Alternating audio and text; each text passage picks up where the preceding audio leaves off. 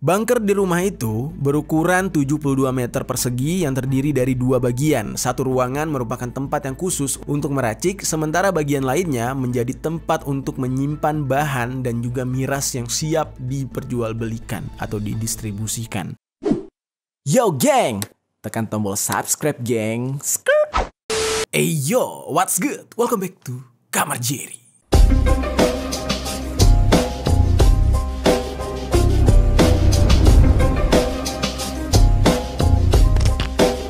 Geng, ada sebuah kasus yang terjadi di Subang, tapi bukan soal eksekusi ibu dan anak ya. Yang pelakunya udah ketahuan, yaitu Pak Yosep, ayahnya sendiri. Nah, mungkin nanti di next video kita bakal bahas tentang kejadian tersebut karena kronologinya sudah mulai lengkap. Nah, hari ini kebetulan beritanya juga sama nih, datang dari Subang, tetapi kasusnya berbeda. Ini tentang kasus miras oplosan, yang mana dalam kasus ini sampai memakan 14 orang korban. Sebenarnya berbicara tentang miras oplosan di Indonesia itu sudah sangat lumrah. Banyak banget daerah-daerah yang membuat miras oplosan. Dan miras oplosan sendiri itu sangat-sangat beresiko bagi orang yang mengonsumsinya. Jujur sampai sekarang gue gak habis pikir gitu ya, kenapa ada orang yang mau masukin benda asing yang udah jelas-jelas berbahaya ke dalam tubuh mereka. Apa nggak takut? Apa cuma karena pengen ya mabok-mabok semalaman, cuma untuk senang-senang sesaat gitu ya, nggak mikirin dampak negatif setelahnya gitu. Nah, seperti yang terjadi di Subang ini, beberapa kelompok pemuda itu bersenang-senang dengan miras oplosan. Mereka berpesta semalaman, yang mana tanpa mereka sadari, mereka sedang melakukan aksi mengeksekusi diri sendiri. Karena setelah mereka berpesta, mereka akhirnya harus bertemu dengan ajalnya. Nah, nanti kita juga bakal bercerita kasus yang sama namun terjadi di daerah lain. Nah, kasus yang satunya ini terjadi di daerah Cicalengka dengan jumlah korban yang jauh lebih banyak, yaitu 30 orang korban. Lalu yang lebih gilanya lagi, si penjual miras oplosan yang ada di Cicalengka itu adalah orang kaya alias orang berduit, dan dia memiliki beberapa jaringan atau orang-orang yang membantu dia dalam penjualan miras oplosan tersebut. Bagaimana nih kronologi selengkapnya tentang dua kasus yang akan kita bahas ini? Langsung aja kita bahas di Permisi, peristiwa misteri dari berbagai sisi.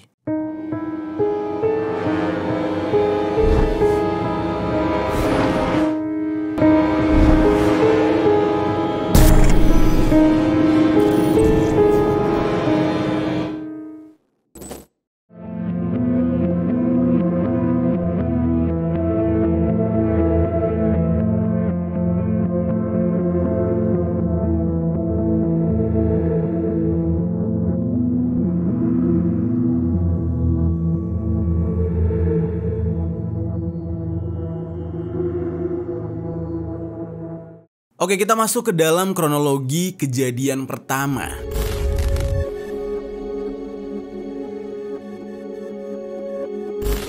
Kejadian ini baru saja terjadi, tepatnya pada hari Sabtu tanggal 28 Oktober tahun 2023 kemarin. Kejadian ini terjadi di Kampung Cipulus, Kecamatan Segalaherang, Subang. Mungkin teman-teman yang dari Subang ada yang tahu daerah ini tepatnya di mana? Boleh tinggalkan komentar di bawah. Kejadian ini bertepatan dengan sebuah acara pernikahan. Jadi di saat itu sedang ada acara pernikahan yang diselenggarakan oleh pihak mempelai pria yang berinisial D di kediaman orang tuanya. Selayaknya pernikahan-pernikahan di daerah, kita bisa lihat pesta pernikahan tersebut dihadiri oleh banyak warga sekitar. Semuanya berjalan lancar dan sanak famili serta teman-teman dari si mempelai pria yang berinisial D semuanya ikut hadir di saat itu.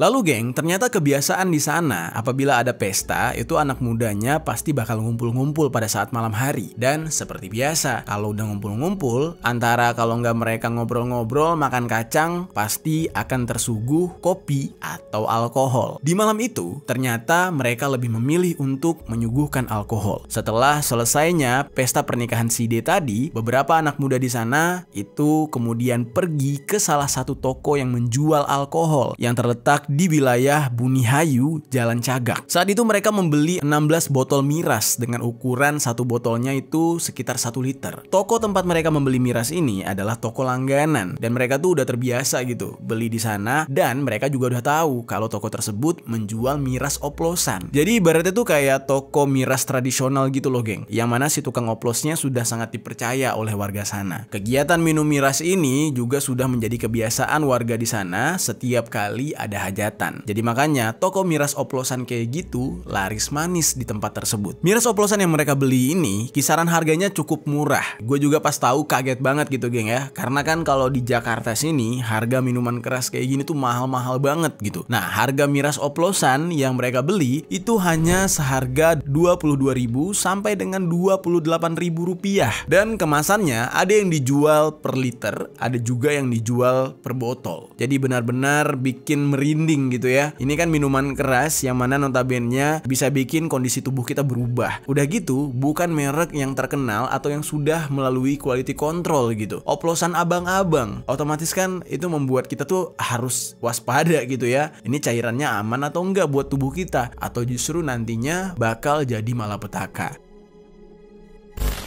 Singkat cerita, setelah mereka membeli miras oplosan tersebut, mereka kembali ke rumahnya D yang sudah selesai hajatan tadi. Nah, sesampainya di sana, mereka langsung teriak, "Wah, asik nih, nongkrong malam ini bakal seru. Kita bakal ngobrol-ngobrol sambil minum." Nah, di saat itu mulai tuh satu persatu minumannya dibagi-bagiin, dan si pemilik rumah juga tidak keberatan dengan hal itu karena memang sudah jadi kebiasaan. Lalu geng, di saat miras tersebut dibagikan, satu persatu dari mereka mulai meminum miras itu, tapi di hari itu ada yang berbeda. Salah satu dari mereka ada yang ngomong kayak gini, "Ini kok minumannya rasanya beda ya? Nggak kayak biasanya. Biasanya itu ada rasa, biasanya tuh agak hangat gitu. Tapi miras yang mereka minum kali ini rasanya tuh hambar, tidak ada rasa apapun." Padahal miras yang mereka beli itu jenisnya masih miras yang sama, di toko yang sama, dan peraciknya juga orang yang sama. Nah, tapi karena kondisinya sudah kepala tanggung, ketimbang mereka harus memperdebatkan minuman atau harus membuang minuman tersebut yang ada rugi gitu ya, mau tidak mau mereka melanjutkan minum-minum di malam itu dengan miras yang rasanya aneh tersebut. Pesta terus berlanjut sampai dini hari, bahkan sampai subuh. Tidak ada hal aneh yang terjadi di saat itu, semuanya berjalan normal, mereka bersenang-senang dan satu persatu mulai merasakan mabuk. Nah, setelah minumannya habis dan dirasa mereka cukup untuk berpesta malam itu, masing-masing dari mereka saling pamitan dan pulang ke rumah masing-masing. Selama di perjalanan belum terjadi apa-apa, tapi setelah mereka sampai di rumah, beberapa saat kemudian barulah tubuh mereka bereaksi. Beberapa dari mereka secara bersamaan, ada yang merasa pusing, ada yang merasa mual, terus muntah, dan jantung berdebar-debar dengan sangat kencang. Sampai salah satu dari mereka itu ada yang pingsan.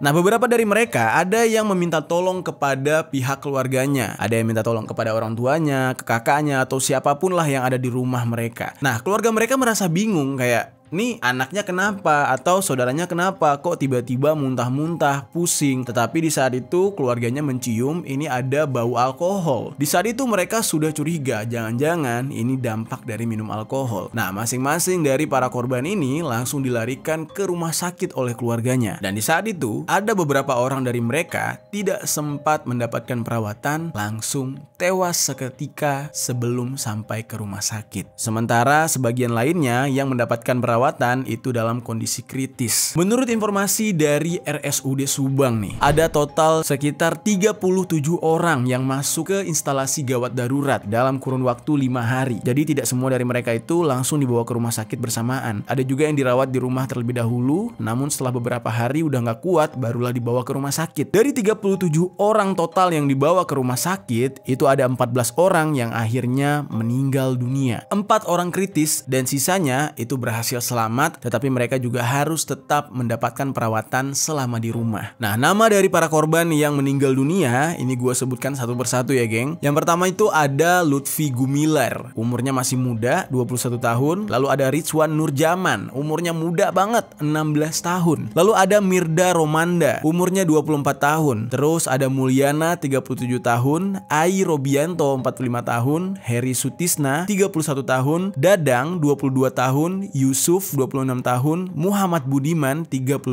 tahun, Mega Mulyana 30 tahun, Tela Tania 28 tahun, Muhammad Rizky Hadi 20 tahun, Cahyan dan juga Arif. Sementara yang kritis yaitu Asep Supriyatna umur 28 tahun, Dendi Riyandi 39 tahun, Oman Sumarna dan Ramadan. Nah, ada 4 orang korban yang kritis nih ya, nggak meninggal dunia. Tetapi nih geng, hidup mereka sengsara banget. 2 di antara 4 tadi itu harus melakukan cuci darah seumur hidupnya. Sakit nggak tuh? Cuci darah geng. Buset, mendingan meninggoy nggak sih ketimbang harus mengalami kayak gitu. Nauzubillah min zalik banget.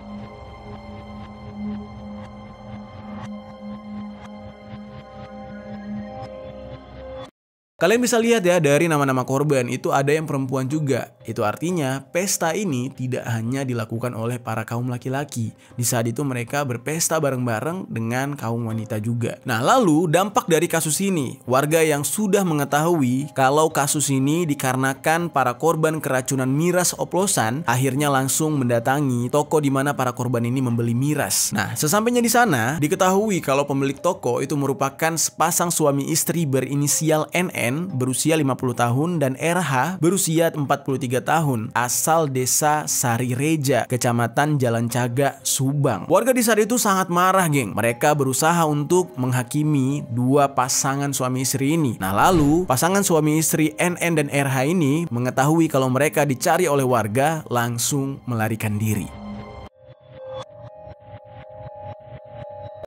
Akhirnya warga pun melaporkan kejadian keracunan miras oplosan ini ke pihak Polres Subang, sehingga di saat itu pihak kepolisian langsung bergerak mencari 2 tersangka pasangan suami istri tadi. Pasangan NN dan RH itu berhasil ditangkap oleh pihak kepolisian kurang dari 1 kali 24 jam. Nah, ternyata mereka berdua itu kabur sampai ke Bandung dan mereka menginap di sebuah hotel yang bernama Hotel Amaris Setiabudi, Bandung Barat. Lalu kedua suami istri ini diinterogasi oleh pihak kepolisian dan dalam pengakuannya dikatakan kalau mereka sudah mengoplos miras sejak bulan Maret tahun 2023. Yang lebih gilanya nih geng ya, ini benar-benar merinding dan bikin mual nih. Jadi mereka itu meracik miras oplosan pakai alkohol yang murni 70% yang biasanya buat luka, buat korengan, buat borok tuh, tahu gak sih? Ih, geli banget gak sih? Udah gitu mereka merasa kurang. Jadi biar makin wangi, makin enak ya kan, ditambah pewangi parfum. Yang mana kan itu pahit aslinya geng. Ih, itu bener-bener aduh, gue gak kebayang deh gimana tuh. Gue dalam otak gue tuh kayak ngebayangin lo di dalam sebuah mobil terus ada Stella jeruk 800 biji. Kacau. Pokoknya mereka tuh kayak ya sok profesor lah. Jadi dia nggak tahu nih takaran apa aja yang harus dicampur, tetapi nebak-nebak langsung nyampur alkohol 70% tadi dengan bahan-bahan lain. Dan itulah yang akhirnya membuat semua senyawa tadi berubah menjadi racun. Nah, lalu pihak kepolisian menanyakan lagi dari mana mereka belajar untuk mengoplos miras ini. Karena kan nggak sembarangan gitu. Mereka bilang mereka belajar secara otodidak. Mereka lihat-lihat dari beberapa referensi. Dan di saat itu mereka ternyata tidak tahu kalau alkohol pembersih luka itu tidak boleh sampai masuk ke dalam tubuh manusia. Hanya untuk obat luar. Dan bahkan ketika ditanyakan komposisi serta takaran yang mereka gunakan, mereka sampai lupa. Mereka bilang mereka cuma pakai insting aja. Naker-naker ala kadar, dan kalau jadi ya syukur, kalau enggak ya udah. Wah, gila banget geng. Lalu pihak kepolisian mengamankan juga beberapa barang bukti dalam kejadian ini, yaitu ditemukan 14 dus berisi botol kosong, lalu ada 1 plastik sodium yang sudah terbuka, 3 jerigen berisi ciu, 2 pasang sarung tangan, 6 dus minuman berbagai merek, 1 kantong plastik segel botol, 2 bal botol plastik kosong, lalu ada 2 botol berisi minuman berwarna kuning serta 15 bungkus serbuk penambah stamina. Ya kayak Extra Joss, Kuku Bima, kayak gitulah kurang lebih. Gara-gara kasus ini, NN dan pasangannya RH terancam dihukum berdasarkan pasal 204 KUHP dan atau pasal 146 ayat 2 jungto pasal 140 Undang-Undang Nomor 19 Tahun 2012 tentang pangan dan atau pasal 62 ayat 1 jungto pasal 8 ayat 1 Undang-Undang Nomor 8 Tahun 1999 tentang perlindungan konsumen. Nah, tapi sayangnya tidak ada sumber yang menyebutkan bagaimana akhir dari persidangan dan mereka dipenjara berapa tahun. Karena kalau kita lihat nih ya, ini bukan kasus eksekusi berencana, tetapi korban mereka nggak tanggung-tanggung. 14 orang yang metong, 14 orang yang meninggoy gitu ya. Gila banget.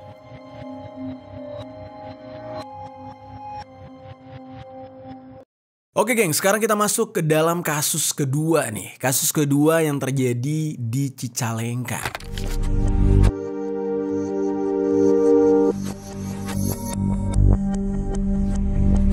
Berbeda dengan kasus yang pertama. Kalau kasus yang pertama tadi kejadiannya baru aja di tahun 2023, tetapi kasus dari Cicalengka ini justru terjadi 5 tahun yang silam. Kasus di Cicalengka ini menewaskan korban sebanyak 38 orang, geng. Mereka meminum miras cap ginseng. Warnanya itu kuning, lalu dikemas menggunakan botol air mineral, dan minuman ini dijual oleh seseorang dari rumahnya, dan orang itu berinisial S di daerah Kampung Bojong Asih, Bypass Desa Cicalengka Wetan, Kecamatan Cicalengka. Nah, orang-orang di sana memang menyebut miras jenis ini tuh dengan miras ginseng. Jadi setiap warga di sana udah sangat lumrah nih dengan miras jenis ini. Mereka kalau beli biasanya langsung bilang tuh mau beli ginseng gitu. Nah, langsung penjualnya udah pasti paham. Nah, lalu geng, menurut keterangan dari salah satu korban, miras ini dibeli dan dikonsumsi tepat pada hari Kamis tanggal 5 April tahun 2023. Lalu pada awalnya tidak ada yang merasakan ada hal yang aneh setelah meminum miras tersebut. Nah, tapi justru efeknya baru terasa setelah beberapa hari, yang dimana orang-orang yang meminum miras ini merasa mual, muntah, pusing, dan bahkan ada yang sampai penglihatannya itu jadi kabur nggak jelas. Nah, beberapa dari mereka juga sempat dilarikan ke rumah sakit yaitu RSUD Cicalengka. Lalu pada awalnya tidak ada yang mengetahui kalau kejadian ini gara-gara keracunan miras oplosan, karena di saat itu korbannya datang masing-masing. Nah, menurut Direktur Utama RSUD Cicalengka yang bernama Yani Sumpena, ada beberapa pasien yang datang ke rumah sakit dengan keluhan yang sama. Rata-rata dari pasien yang datang itu umurnya mulai dari 19 sampai dengan 52 tahun. Dan bahkan di antara mereka ada yang perempuan.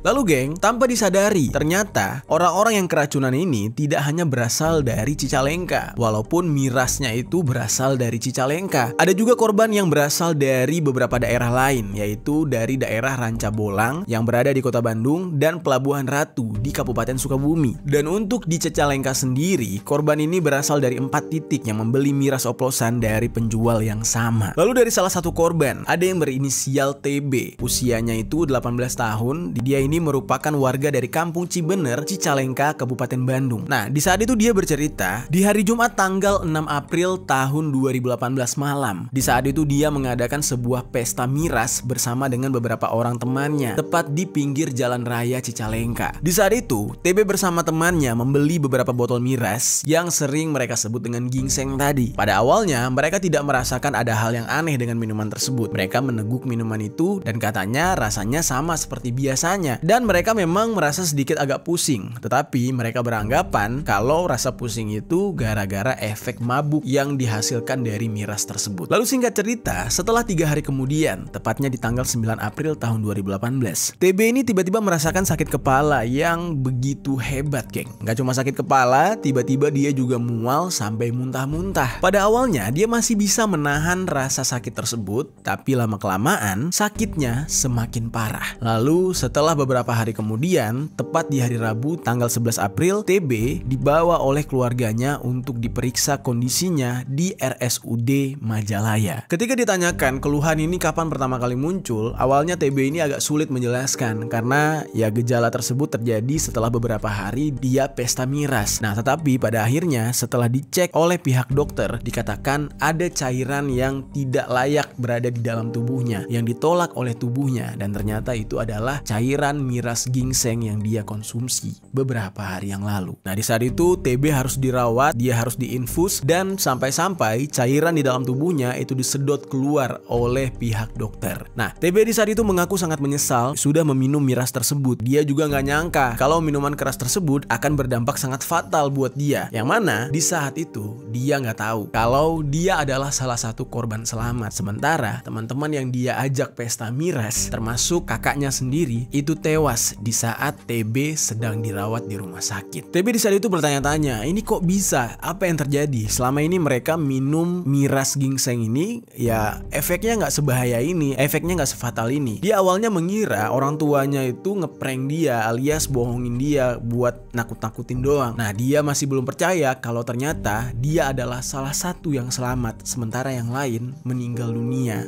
tewas gara-gara minuman ginseng tersebut. Dan yang lebih mengagetkan lagi adalah korban di dalam kasusnya TB ini sebanyak 38 orang meninggal dunia gara-gara meminum minuman yang sama. Nah, di sini gue tampilin nih ya nama-nama dari orang-orang tersebut. Kalian bisa lihat ya, umurnya masih muda-muda banget dan ada yang tua juga dan bahkan ada perempuan juga.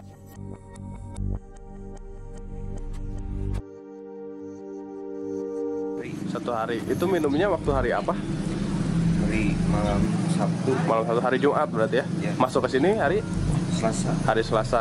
Itu terasa gejalanya emang dari hari apa? Hari Senin. Dari hari Senin. Kerasanya apa aja sih? Pusing. Pusing, terus Muntah. muntah, mual-mual. Panas nggak di dalam perutnya? Dan Enggak ya. Terus di dalam itu ditanganinya seperti apa aja? ya itu Diinfus ya kan? Ya. Dikeluarin nggak cairan-cairan itu? Ya, dikeluarin. Keluarin ya.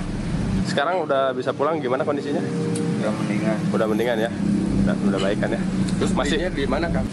Ya, Dulunya beli di mana tuh? kemarin di Nagrek. di Nagrek. Minumnya Berapa satu botol? 20.000 minumnya di mana? di pom. Di pom barengan teman-teman. Teman-temannya ada yang meninggal nggak? Ada satu Kakak. kakak. Oh, kakak ya. Lalu, atas kejadian ini, pihak kepolisian akhirnya mengambil tindakan. Si penjual miras tersebut dikejar oleh pihak kepolisian. Nah, menurut informasi, diketahui kalau penjual miras ginseng ini berinisial JS yang menjual miras di toko yang berada di Jalan Raya Garut Bandung Cicalengka. Yang mana sebenarnya tokonya itu ya toko rumahan. Polisi langsung menjemput JS dan meminta keterangan dari JS. JS memberikan keterangan, dia bilang kalau usaha jual beli miras ini itu bukan punya dia katanya. Dia bilang kalau ada seorang perempuan yang bernama Hami Cakmanik yang punya usaha ini. Nah, lalu tidak berlama-lama kemudian pihak kepolisian menangkap si Hami Cakmanik ini.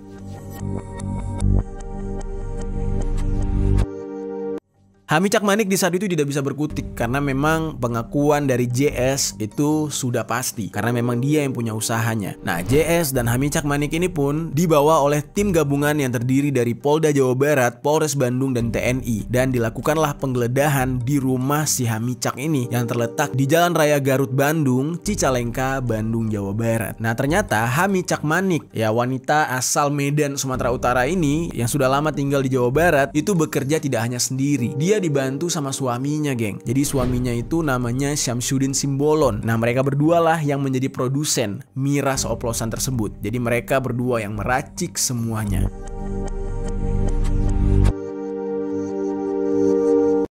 Ada hal yang mengagetkan nih ketika pihak kepolisian melakukan penggeledahan di rumah si produsen ini. Rumah dari Hami Cak dan juga Syamsuddin. Rumahnya itu tergolong rumah ya orang kaya, orang menengah ke atas gitu. Dan betapa kagetnya ya pihak kepolisian ketika menggerebek rumah tersebut dan digeledah. Rumah mewah ini adalah pabrik kecil tempat memproduksi miras oplosan yang disebut dengan ginseng. Tapi di sana juga mereka ikut tinggal, lalu mereka menyediakan sebuah bunker. Jadi mereka nyebutnya bunker. Nah, bunker inilah yang menjadi tempat produksi dari miras tersebut. Bunker di rumah itu berukuran 72 meter persegi yang terdiri dari dua bagian. Satu ruangan merupakan tempat yang khusus untuk meracik, sementara bagian lainnya menjadi tempat untuk menyimpan bahan dan juga miras yang siap diperjualbelikan atau didistribusikan. Dari beberapa sumber yang didapatkan, pasangan dari Syamsuddin dan juga Hami Cak ini meracik minuman yang dikenal dengan nama Minola yang ditambah dengan zat pewarna, lalu minuman berenergi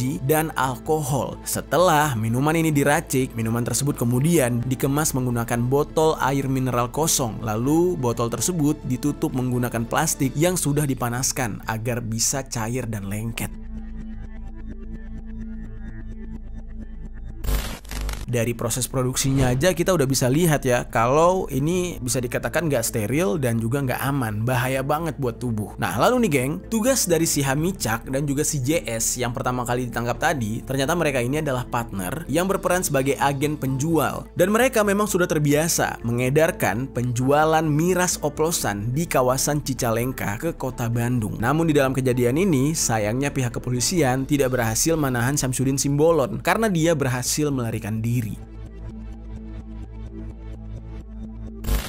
Lalu geng, dari hasil penggeledahan ini pihak kepolisian membawa tuh sampel-sampel dari miras yang mereka oplos untuk dicek di laboratorium. Bener nggak ini berbahaya dan kok bisa banyak sekali yang meninggal dunia gara-gara miras oplosan ini. Berdasarkan pemeriksaan dari hasil lab, dikatakan tidak ada kandungan ginseng sama sekali di dalam miras tersebut. Tetapi kok bisa gitu miras ini disebut dengan ginseng. Lalu zat yang sangat berbahaya yang dikandung di dalam miras tersebut adalah adanya etanol dan alkohol dengan kadar yang sangat-sangat tinggi. Nah, lalu pihak kepolisian menanyakan kepada Hamicak kemana Syamsuddin Simbolon lari. Ya, dia kan istrinya, masa ia nggak tahu Syamsuddin itu lari kemana. Nah, menurut keterangan Hamicak Manik ini, Syamsuddin Simbolon bisa kemungkinan kabur ke Sumatera Utara, kampung halamannya. Dan menurut cerita dari si Hamicak ini, dia dan suaminya Syamsuddin Simbolon itu sudah meracik miras oplosan sejak tahun 2017 yang lalu. Dan kemudian mereka itu berhasil meraup keuntungan yang banyak dari menjual miras tersebut di toko milik mereka yang dijaga oleh si inisial JS. Lalu pihak kepolisian kembali mencari tahu Syamsuddin Simbolon ini sebenarnya kemana. Benarkah dia lari ke Sumatera Utara? Dari beberapa sumber keterangan yang didapatkan, ada rekan-rekan lama dari Syamsuddin yang buka suara. Mereka bilang kalau Syamsuddin ini dulunya mantan supir angkot. Dia dulu cuma seorang supir angkot, lalu tiba-tiba kaya raya, banyak uang dari hasil menjual miras, dan dia punya kebun sawit saat sekarang ini. Wah, gila nggak tuh? Kebun sawitnya juga nggak kecil geng, 29 hektar, dan itu terletak di Sumatera Utara sana. Bahwa SS juga punya kebun sawit seluas 29 hektar di daerah Baliung Licin, perbatasan antara Sumatera Selatan dan Jambi. Dari informasi ini, pihak kepolisian mencari tahu di daerah mana sih kebun sawit milik Syamsuddin ini. Nah, ternyata kebun sawitnya itu tepat berada di perbatasan antara Sumatera Utara dengan Jambi. Lalu pihak kepolisian langsung mencoba untuk mengejar ke sana. Hal ini memberikan petunjuk kalau jangan-jangan Syamsuddin ini bersembunyi di kebunnya tersebut. Dan ternyata perkiraan dari pihak kepolisian benar. Syamsuddin ini bersembunyi di perkebunan kelapa sawitnya itu, dan dia berhasil diringkus di sana. Dia ditangkap tepatnya di Kabupaten Musi Banyuasin, Sumatera Selatan di hari Rabu tanggal 18 April tahun 2018. Dan Syamsuddin ini ternyata kabur setelah mengetahui kalau banyak sekali korban yang meninggal dunia gara-gara setelah meminum miras racikannya dia. Nah, lalu dia ternyata kabur dari jalur darat. Dia tidak naik pesawat. Jadi kayak numpang dari bus, nyebrang gitu ya ke Pulau Sumatera, langsung menuju ke kampung halamannya dan tepatnya di ladang sawitnya dia. Di dalam kasus ini, Syamsuddin Simbolon terbukti melanggar pasal 204 KUHP tentang tindak pidana membahayakan nyawa, yang mana dia akan dipidana penjara seumur hidup. Nah, tetapi di dalam putusan persidangan yang digelar oleh Pengadilan Negeri Bandung hari Senin tanggal 22 Oktober tahun 2018, Syamsuddin ini dijatuhi hukuman penjara selama 20 tahun. Lalu sementara istrinya, Hamicak Manik, itu dijatuhi hukuman selama 7 tahun penjara karena dia juga terlibat di dalam kasus ini. Dan gak tanggung-tanggung ya, di dalam kejadian ini semua aset milik pasangan suami istri ini juga ikut disita, yaitu adanya sebidang tanah dan bangunan dengan sertifikat hak milik di Desa Cicalengka Wetan beserta dengan beberapa properti lainnya. Tapi dari semua aset yang disita terkecuali lahan sawitnya dia. Lahan sawitnya tidak disita karena yang disita itu adalah aset-aset dia yang berada di daerah Bandung. Sebenarnya geng, masih ada beberapa sindikat orang yang terlibat di dalam kasus miras oplosan milik Hamicak dan Syamsuddin ini. Salah satunya diketahui berinisial C, yang mana dia ini berperan sebagai pemasok. C ini diketahui setiap minggunya mengirimkan 10 dus berisikan 24 botol metanol dengan harga 320.000 kepada JS, dan biasanya yang membeli barang tersebut merupakan orang-orang dari kelas menengah ke bawah. Tapi sayangnya nih geng ya, baik dari si orang yang berinisial C dan juga beberapa tersangka lain yang terlibat itu gue nggak menemukan sumber informasinya. Jadi hanya sebatas si Hamicak dan suaminya Syamsuddin doang yang ada sumber beritanya, yang mana dikabarkan mereka di penjara, yang satunya 20 tahun, yang satunya lagi 7 tahun penjara.